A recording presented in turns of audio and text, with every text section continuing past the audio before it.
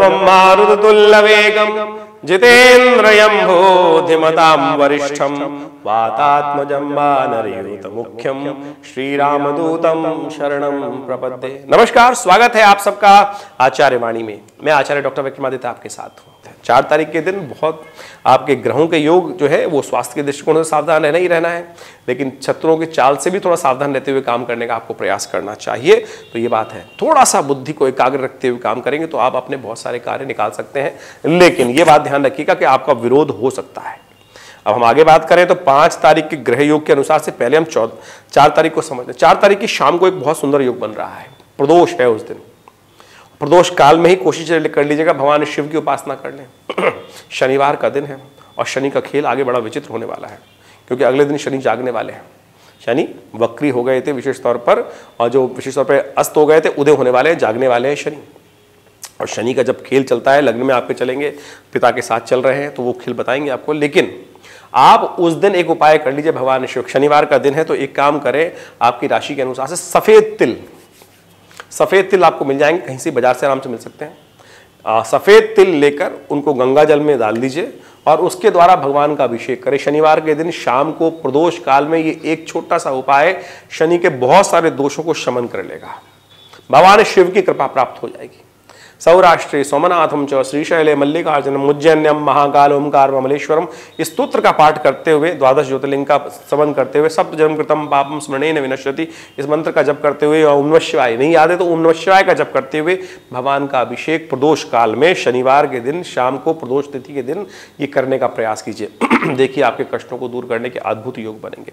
शास्त्रोक्त उपाय है, प्रदोष काल है, समस्त दोषों को दूर करने वाला काल है, तो कोशिश करें इसको कर लीजिए। ये बहुत सुंदर योग बन रहा है बाई चांस आपके कष्टों को दूर करने के लिए। 5 तारीख को ग्रहों का परिवर्तन, जो शनि उदय हो रहे हैं शाम को 6 बजे, ये आपके लिए बड़ा सावधानी वाला भरा है, क्योंकि सावधानी लग्नेश है, आपके राशि का स्वामी है, तो इसलिए अच्छी बात है। लेकिन सूर्य के साथ चल रहे हैं, 20 दिन से सूर्य ने उनको अब उस राशि पर आने के बाद से अस्त कर रखा था। वैसे तो शनि अस्त चल रहे हैं 30 जनवरी से, लेकिन शनि जो सूर्य यहाँ आए वो 13 तारीख के आसपास आए। उसके बाद एक ही राशि में एकत्र हो गए तो द्वंद्वात्मक स्थिति बन गई।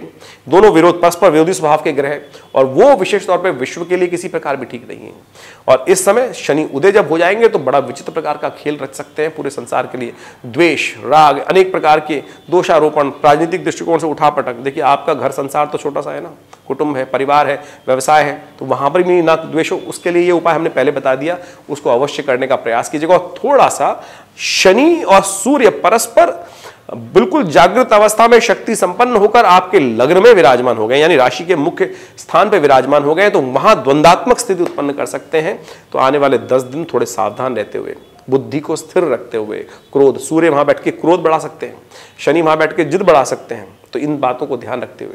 और 2 परस्पर विरोधी स्वभाव के ग्रह आपके द्वितीय भाव में भी बैठे हैं, जो इन्हीं दिनों योग बना रहे हैं। बृहस्पति और शुक्र जो है आपके धन स्थान पर, कुटुंब स्थान पे, तो कुटुंब स्थान में भी घर परिवार, मैं इधर जाऊंगा वो उधर जाएगा, कोई और उधर जाएगा, तो ऐसी स्थिति बन सकती है। सबको शांत करने का प्रयास कीजिएगा, तो यदि कर लेंगे तो बहुत अच्छा रहेगा।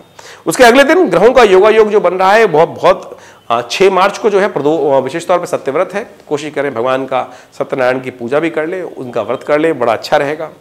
7 मार्च को बड़ा सुंदर योग बन रहा है साहब। हम सब चाहते हैं कि हमारे घर में जब वातावरण हो तो शुद्ध हो जाए। पता नहीं कई बार क्या होता है कि हम घर में घुसते हैं, घर में घुसते ही क्रोध, घर में घुसते ही मन बढ़िया था, घर में घुसते ही ठस दिमाग हो गया, घर में घुसते ही गुस्सा आने लगा, और यह हर रोज हो रहा है। कारण आपके मन में भी आया हुआ कहीं कोई नेगेटिव एनर्जी तो नहीं आ गई, आ जाती है। एनर्जी है, पॉजिटिव भी हो सकती है, नेगेटिव भी हो सकती है। बहुत सारे लोगों को आप घर पे लाते हैं, बहुत सारे रिश्तेदार भी आते हैं, कुछ अच्छे स्वभाव वाले होते हैं, कुछ ईर्ष्या वाले भी होते हैं, कुछ नजर भी लगा जाते हैं। उसी को दूर करने के लिए भारतीय ऋषि मुनियों ने बड़े अनेक प्रकार के उत्सव बनाए। होली का महारात्रि का दिवस है 7 मार्च का। तो कुंभ राशि वालों, आपको करना है एक उपाय, शास्त्रोक्त उपाय है। सफेद तिल आपके कष्टों को दूर करने के योग बना सकते हैं। कोशिश ये कीजिएगा करीब करीब इन होलिका दिनों में 1 मार्च के आसपास से, वैसे तो होलिका अष्टक से कर देते तो बहुत अच्छा होता, लेकिन 1 मार्च के आसपास से ये काम कर लीजिए। आप अपने घर में या उसी दिन कर लीजिए, कम से कम उतना ही कर लीजिए। तो आप जितने दिन भी आप काम कोशिश करें इन होलाष्टक के दिनों में अपने घर के समस्त कमरों में थोड़े थोड़े तिल थोड़े थोड़े तिल, सफ़ेद तिल जो है रख दीजिए, व्यवसाय स्थल पे रख दीजिए, अपनी दुकान पे रख दीजिए, अपने ऑफिस की सीट पे रख दीजिए, क्योंकि आपके जब काम बढ़िया चल रहे होते हैं, आप करते हैं, तो कहीं अच्छी कोई बोलता है तो नजर भी लगा देता है। उन सब कष्टों को दूर करने के लिए ये उपाय हम बता रहे हैं आपको। तो उस सफेद तिल को एकत्र करके बाद 7 तारीख की शाम को उनको एकत्र कर लीजिएगा जब होली चले। इस बार होली चलेगी शाम के समय क्योंकि उस दिन भद्रा नहीं है, तो शाम के समय जब होली चले तो अपने सिर पर से वार कर ओम नमः शिवाय का जप करते हुए उस अग्नि में ऐसे नहीं फेंकेगा, इस प्रकार से अर्पित कर दीजिएगा। देखिएगा आपके कष्टों को दूर करने के अद्भुत योग बनेंगे और सब घर की अलाएं बलाएं इत्यादि नेगेटिव एनर्जी सब दूर हो जाएंगे। ये नेगेटिव एनर्जी होती है, नजर होती है, आप भी जानते हैं। जब छोटे होंगे ना, जब बच्चा छोटा होता है तो देखती दूध नहीं पी रहा होता, और जब माँ कहती है कि अरे इसकी नज़र उतार दो, वही मिट्टी उठा के थोड़ा सा उसके ऊपर से फेर देते हैं, थोड़ा सा, बिल्कुल बच्चा एकदम शांत हो जाता है। बिल्कुल प्रत्यक्ष प्रभाव है, भारतीय ऋषि मुनियों की खोज है। मॉडर्न साइंस उसको नेगेटिव एनर्जी के रूप में कह देती है, और आजकल तो बड़े बड़े शोशेबाज इकट्ठे हो गए हैं, कहीं लेके जाएंगे, देखिए नेगेटिव एनर्जी कहीं से कुछ होती है, मीटर दिखाते हैं। अरे छोटा सा उदाहरण मैंने आपको उपस्थित किया कि घर में घुसते ही बिल्कुल दिमाग ऐसा काम करना बंद कर दिया, तो एनालाइज आप भी कर सकते हैं। तो इस प्रपंच में ना फंसे, सीधा तरीके से काम करने का प्रयास कीजिए, इसको करिएगा, देखिएगा। दीपावली महारात्रि, होलिका महारात्रि, शिव महारात्रि, ये सब सिद्ध रात्रियां हैं। तो इस समय में छोटे छोटे उपाय आपके जीवन के कष्टों को दूर करने के योग बना सकते हैं, तो इसको कर लीजिएगा। और मैं आपका दावा करता हूं कि जब आप इस उपाय को करने के बाद वापस घर में आएंगे तो देखिएगा आपका दिमाग बिल्कुल शांत हो जाएगा। फिर आपको वो नेगेटिव एनर्जी जो एकदम लगेगा ना, आप अनुभव कर सकते हैं इस उपाय को करने के बाद कि आप स्वयं अनुभव करेंगे कि वो भाव, वो जो कष्ट का भाव था वो दूर हो गया। तो ये छोटा सा उपाय, वो क्या है ना, प्रत्यक्षम किम प्रमाणम, तो आप करने का प्रयास कीजिए, देखिए आपको आपके कष्टों को दूर करने का अद्भुत योग बन सकता है। ये बहुत सिद्ध रात्रि है, इसका लाभ लेने का प्रयास करना चाहिए। फिर चंद्रमा आगे चलेंगे, ग्रहों के दृष्टिकोण आगे बढ़ेगा, और 8 तारीख की यदि बात करें तो 8 तारीख को चंद्रमा सुबह सुबह आपके लिए प्रवेश करने वाले हैं, विशेष तौर पर कन्या राशि पर। कन्या राशि आपके लिए विशेष तौर पर क्यों प्रवेश करेंगे जब चंद्रमा, तो आप ये समझें कुंभ राशि वालों, आपके लिए थोड़ा सा स्वास्थ्य के दृष्टिकोण से ये समय भारी दिखाई देता है। तो आपको विशेष तौर पे थोड़ा सा ध्यान रखते हुए, स्वास्थ्य का ध्यान रखते हुए काम करने की जरूरत है। तो आप थोड़ा सा मन को शांत रखते हुए काम करिएगा, स्वास्थ्य का ध्यान रखिएगा, क्योंकि उस दिन होली भी खेलने वाली होली है। तो आप ध्यान रखिएगा स्वास्थ्य का ध्यान, कहीं ना कहीं कष्ट हो सकता है और कहीं पैर फिसल सकता है, कमर में चोट लग सकती है, ग्रह योग इस प्रकार के दिखा रहे हैं। थोड़ा सावधान रहते हुए, आंख का ध्यान रखते हुए काम करने का प्रयास कीजिएगा। ये थोड़ा सा आपके लिए इस प्रकार से ये ग्रहों का योगायोग थोड़ा भारी दिखाई देता है। तो क्या करें उपाय? होली का दिन है, विशेष तौर पे एक उपाय करने का प्रयास कीजिए। आपके लिए सबसे श्रेष्ठ उपाय ये रहेगा कि आप भगवान के मंदिर में जाकर भगवान को विशेष तौर पे भगवान शिवलिंग पर भगवान के जाकर थोड़ा सा दूध अर्पित कर दीजिए, थोड़ा दही अर्पित कर दीजिए, और उस दही का थोड़ा सा अपने आशीर्वाद साथ लेकर अपने ऊपर थोड़ा सा लगा भी लीजिएगा।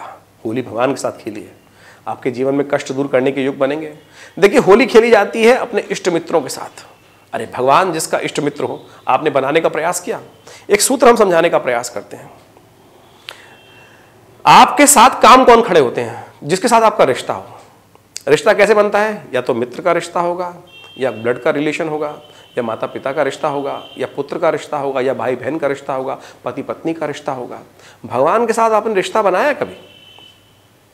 होली का दिन है, भगवान के साथ रिश्ता बनाइए।